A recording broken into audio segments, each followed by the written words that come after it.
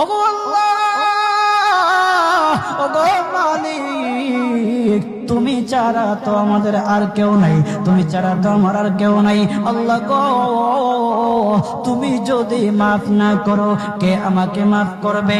তুমি যদি মাফ না করো কে আমাকে মাফ করবে?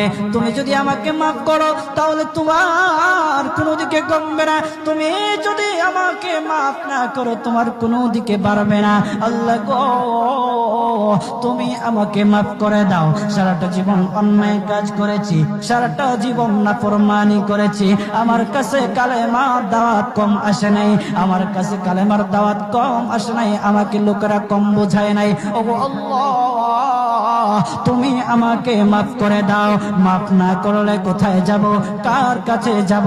বাবা যখন মারে তখন মার কাছে আশ্রয় নেওয়া যায়, মা যখন প্রহার করে তখন বাবার কাছে আশ্রয় নেওয়া যায়, বাবা মা যখন প্রহার করে তখন দুনিয়ার কারো না কারো কাছে আশ্রয় নেওয়া যায়। ওগো আল্লাহ,